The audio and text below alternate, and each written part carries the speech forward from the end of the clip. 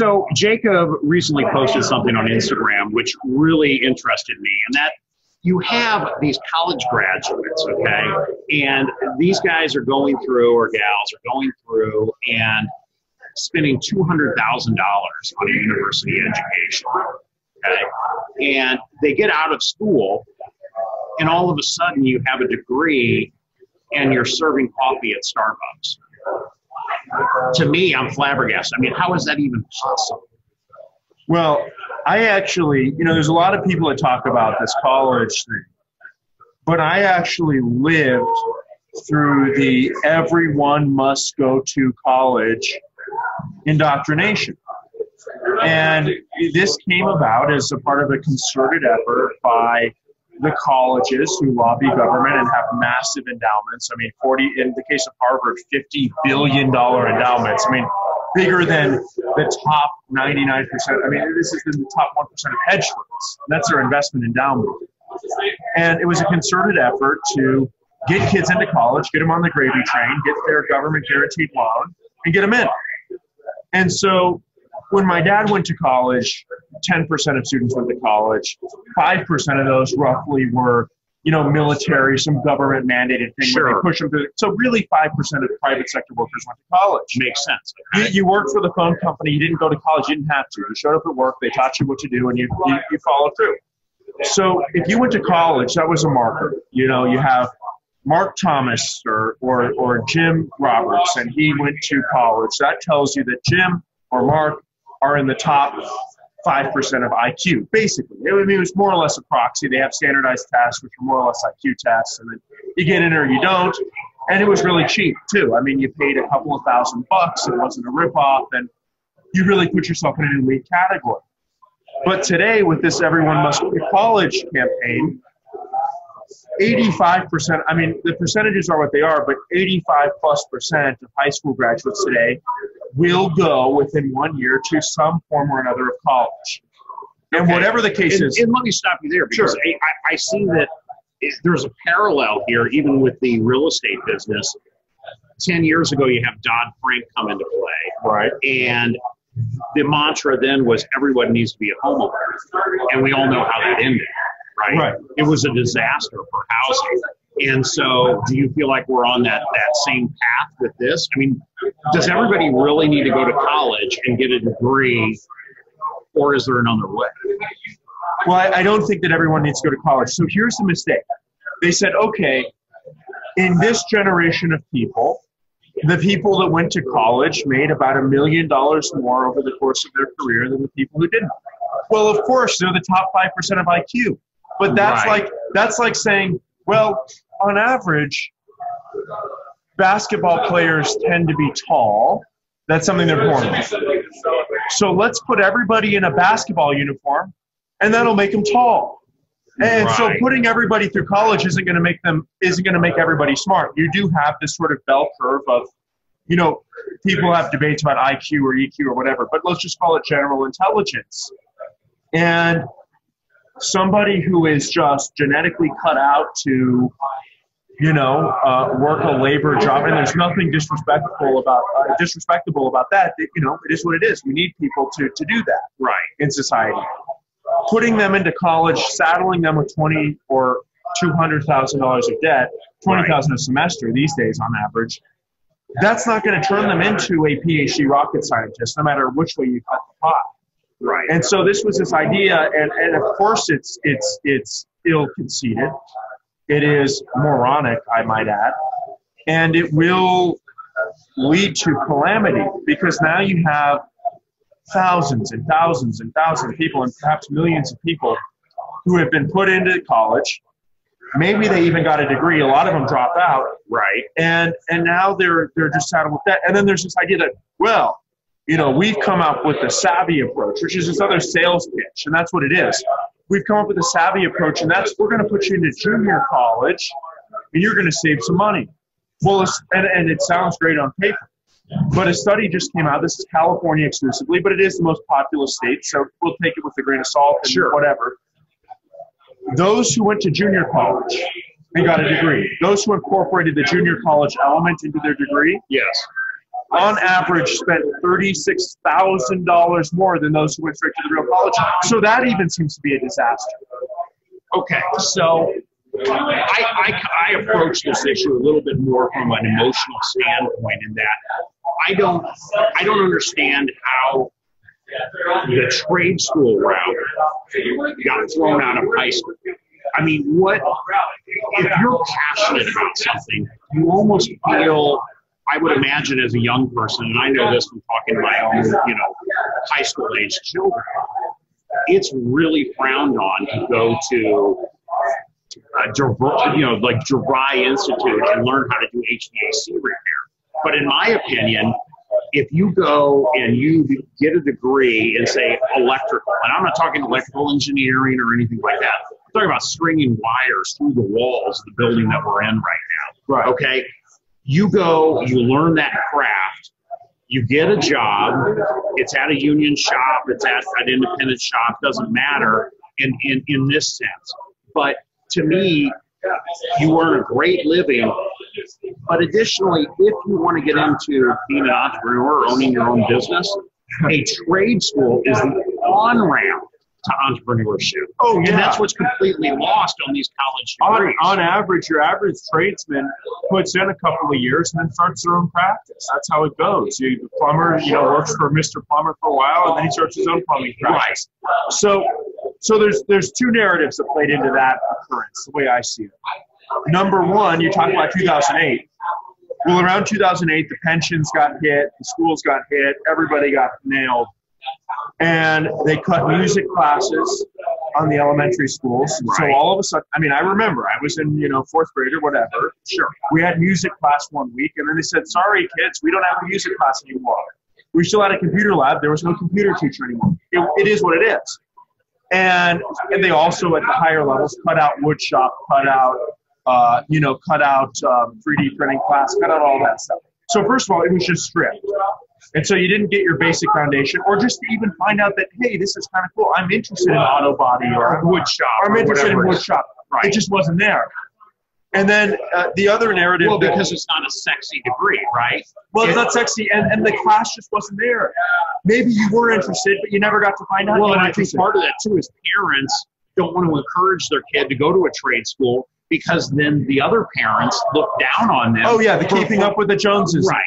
Right. Yeah. And so this is where I get really passionate about this, because to me, I feel like if you want to go to school and become a plumber, right, and you want to put, dig holes and put, trenches and put pipes in those, figure out how they go together, put gas pipes in, water pipes in, sewer pipes in, etc. You're going to earn imagine a union plumber working in San Francisco on a new high-rise. Not an ounce of debt.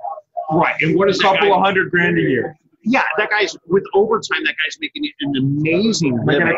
He's making in far more than most college graduates. He's making, and I've talked to these guys, they're making $180,000 to $200,000 a year. Right. Okay, that's pretty dang good, if you ask me. Yeah. That's like a lawyer. And so, but the other narrative going back to 2008 was the auto industry got stripped. They replaced everybody with the robots. And then there was this hyperbole of, you don't want to go into the trades, kids. You'll be replaced by the robots. Well, look, you talk about air conditioning repair. A robot is not going to come over to your house and fix your air conditioner. Not anytime soon. Not anytime soon. Right, not in the next 50, 60, 100 years, okay? Right. And maybe ever. Right. Because there is a customer service element to that. Who do you trust? Who do you get your cash to? Who do you make your check? Right. So there was this. But I really want to beat this home. And for any of the young people out there listening, I am telling you definitively that trade school is truly the on-ramp to entrepreneurship.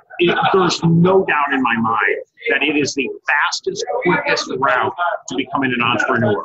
And it doesn't mean that you have to go out and get a degree or go to a trade school and just do plumbing for the rest of your life. No. Now, you can do that and make an incredible living and live in an area where, maybe you live an hour and a half outside of San Francisco, but you get the San Francisco wages. And I'm just using that as, it's the area where I live. But you get an hour and a half out of that, or even, an hour out of that towards San Francisco, you can get pretty reasonable housing. but make these great wages. And you can live like that, and that's a great lifestyle. But if you want to become an entrepreneur, it's one of the very best ways to do it. You build the foundations. Okay, how do I manage a payroll? How do I project expenses? How do I do these 101 things that you just don't learn in a business class at USC? I'm sorry, you don't. Writing essays doesn't teach you that. Doing it does. So you're right. I mean, doesn't mean you just have to be a plumber. You just have to be a whatever. You learn the basics, you fill in the blanks, and you really, like you said, get on the on-ramp to entrepreneurship.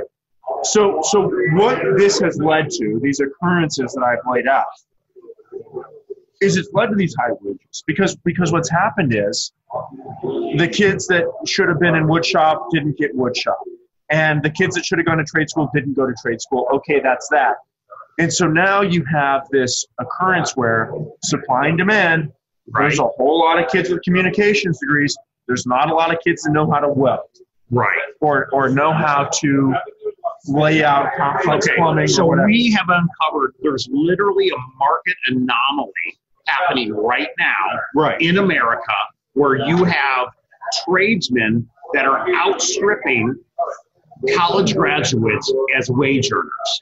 Absolutely. This is a huge opportunity. Every high school age person should be listening to this right now, because I've made a lot of money being counterintuitive to where the market is and going in a reverse direction. So right now, everyone is telling you, go to college, go get a degree, but no one's telling you, hey, you know what, this trade school, that's really the best choice for you, because nobody wants to tell you that because it's not sexy or it's not cool. It doesn't, pad their teacher's pension because the college shares the pension with the high school. Right. Most trade schools are the union doesn't collect dues. Right. Most trade schools are privately owned enterprises, or the trade school is actually owned by a labor union. Right. Okay. And so both of those are great routes. But I'm telling you, if you're a young and a lot person, of the times it doesn't involve trade school, it involves apprenticeship. Half the time you just go in, you find a guy, you say, listen, let me get out your coffee.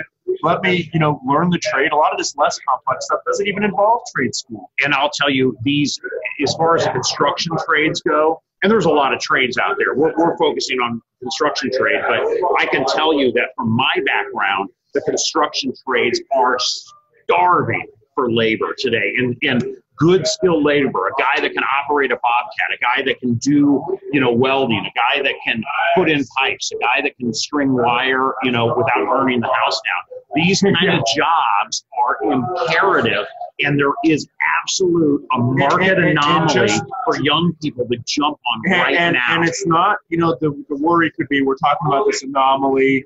Is it a flash in the pan? But here's the deal. The average age of your tradesman in the United States right now is 56. That means your median population of tradesmen are aging out. Right. They've made a nice living. The living has gotten a lot better in recent years. Yep. They're getting ready to retire.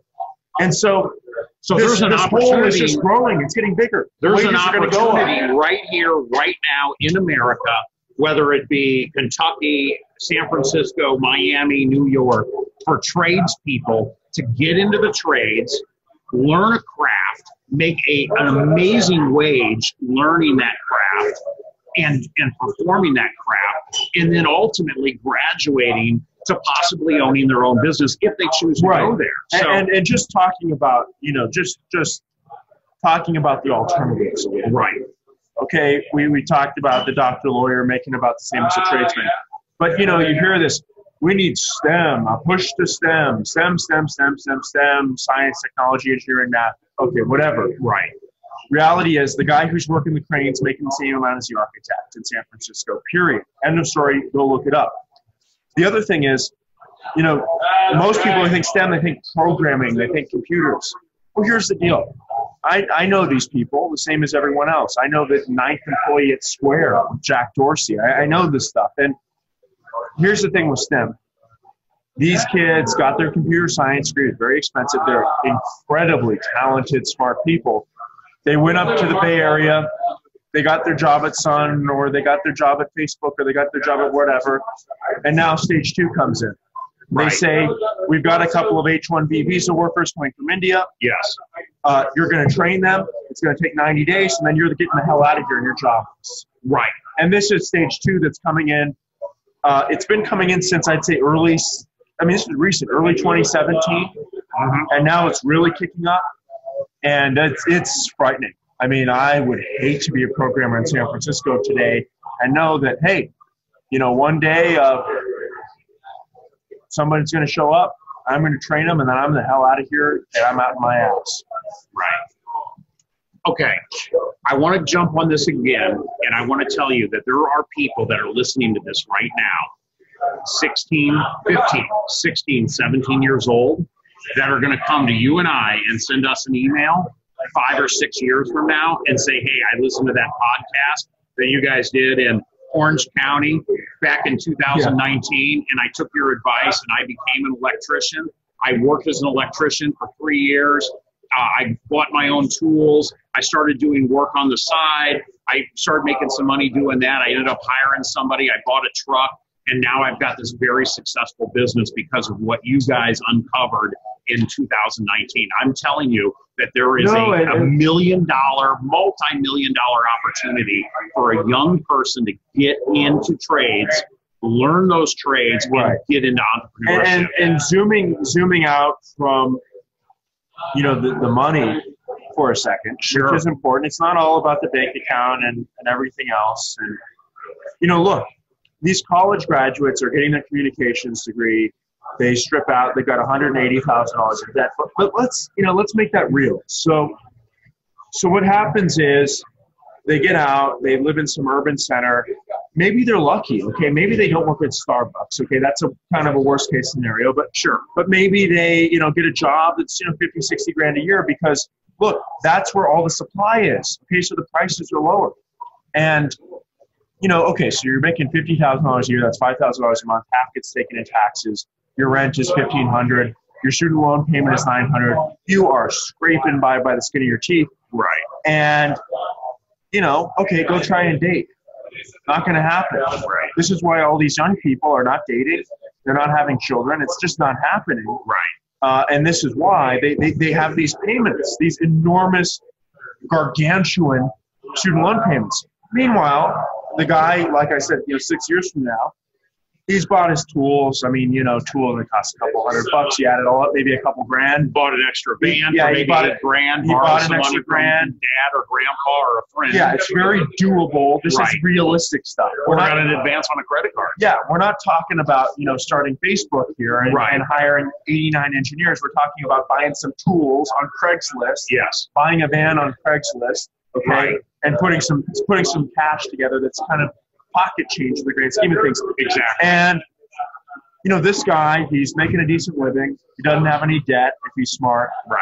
And he's able to date. He's able to do whatever. He's able to take vacation and travel. He makes his own hours. Yes. He gets burnt out after working a couple of really long weeks. Okay, take the week. It's your business. It's your deal.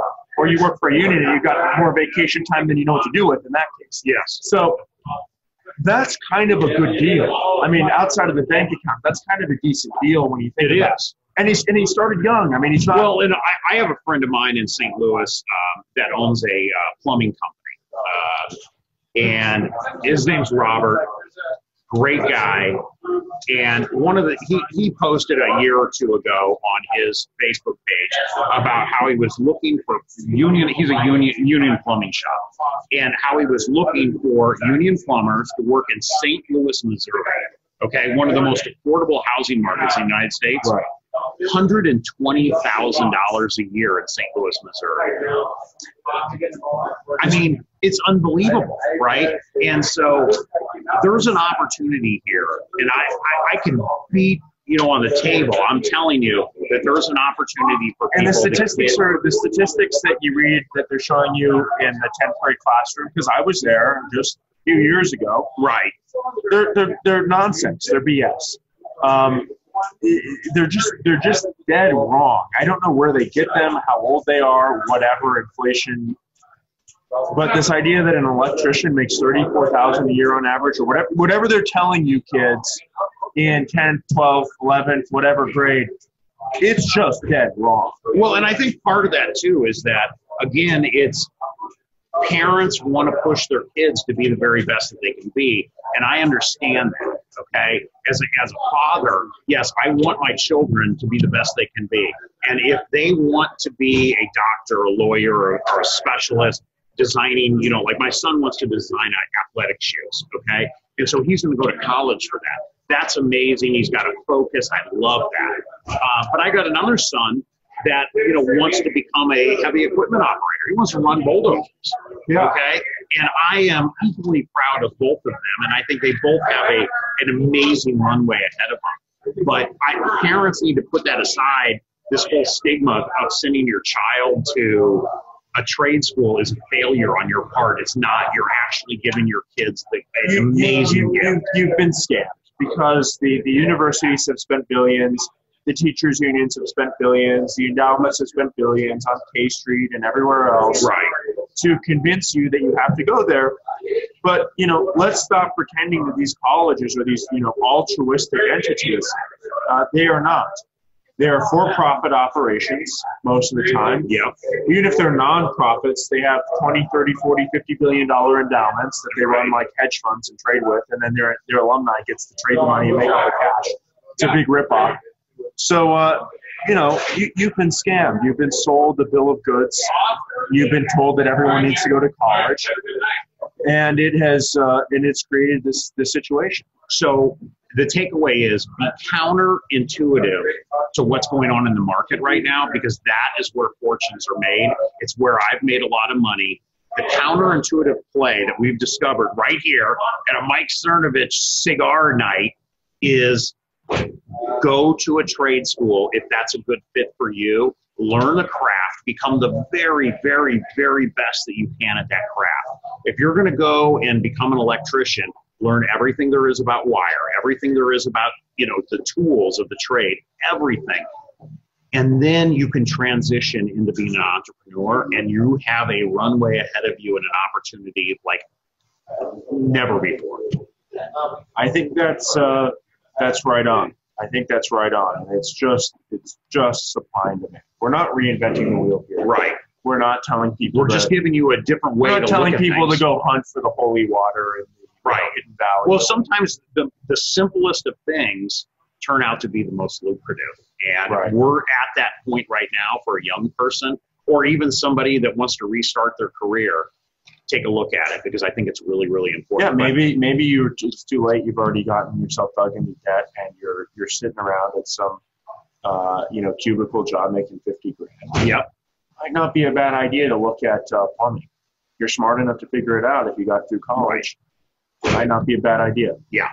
So, Jacob, I really appreciate it. I know you've got a super busy schedule. I'm glad I could grab you here at the event tonight and kind of do an impromptu podcast with you. It's really an honor to have you on, and I appreciate you taking the time. Absolutely. Thanks so much. Yep, you bet. Thank you, Pat. That was good. Yeah, that really good.